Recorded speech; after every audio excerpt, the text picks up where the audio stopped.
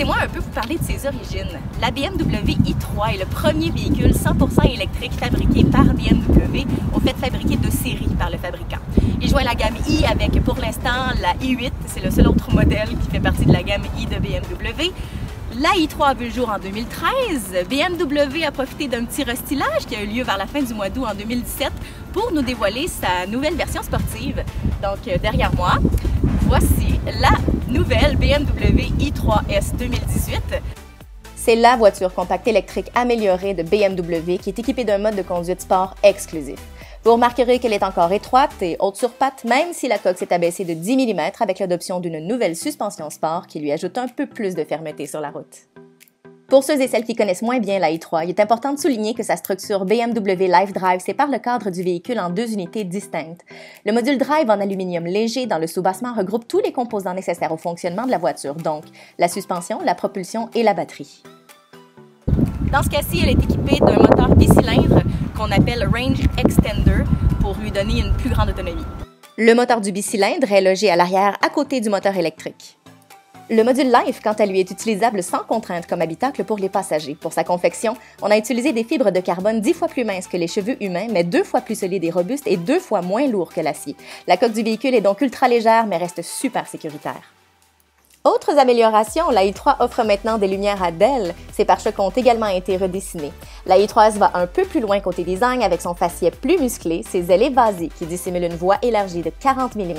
Elle propose aussi des roues de 20 pouces avec des pneus écolos qui sont plus larges.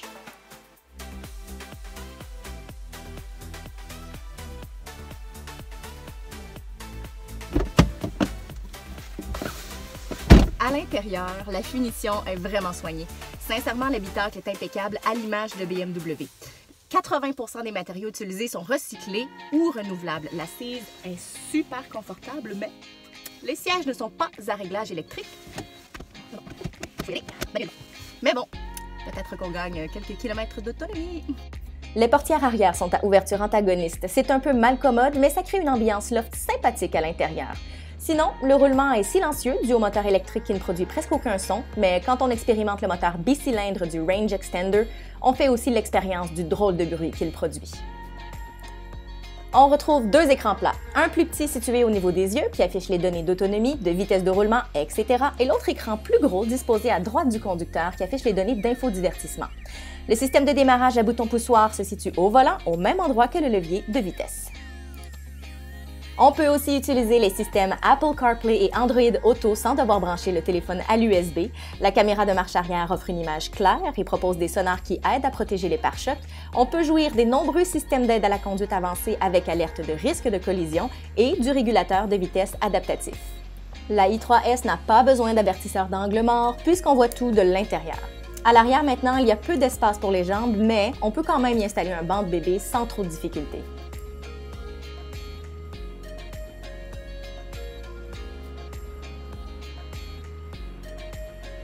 Le coffre n'offre rien de particulier, aucun système d'ouverture du haillon main libre n'est disponible, mais l'espace est quand même suffisant et peut accueillir bon nombre d'éléments.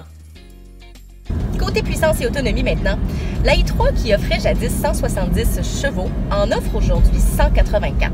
Au niveau du couple, on passe de 184 livres-pieds à 199. Autonomie, on n'a pas beaucoup gagné d'autonomie avec les années. La i3 offre maintenant environ 200 km dans les meilleures conditions, vraiment. Et si on ajoute le Range Extender comme la version que je conduis cette semaine, on devrait passer à environ 340 km d'autonomie.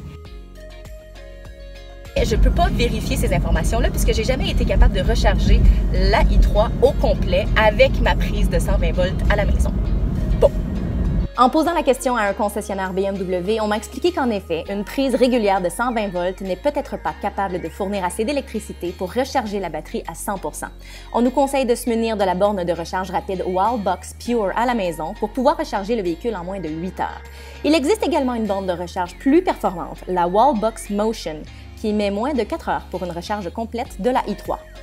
Les modes de conduite font beaucoup varier l'autonomie du véhicule. La i3 100% électrique, donc sans le Range Extender, lorsque conduite en mode confort, donc normal, est capable de parcourir environ 130 km.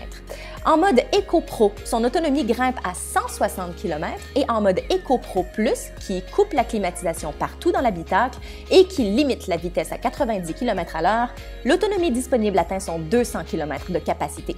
Sachez qu'il en coûte près de 4 000 $ de plus pour avoir la version i3S qui offre le mode de conduite exclusif sport qui ne fait certainement pas augmenter l'autonomie du véhicule. On comprend que BMW a misé sur la force de l'électricité pour maximiser le plaisir de conduire cette année avec sa i3S plutôt que d'améliorer la capacité du véhicule à parcourir plus de distance avec une seule charge. Cela dit, il y a d'autres avantages et malheureusement d'autres désavantages à la i3S. Sa suspension sport la fait super bien coller sur la chaussée, elle est dynamique, agile, procure des accélérations plus vives, je suis certaine qu'elle est super amusante à conduire dans les centres urbains, mais sur l'autoroute, l'expérience de conduite n'est pas la plus agréable.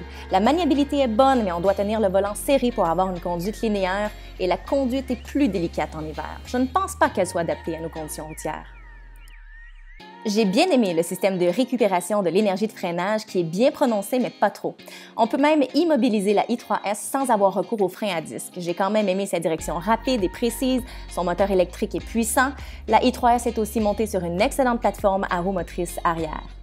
Côté prix, la i3S 2018 est disponible à partir de 52 350 $.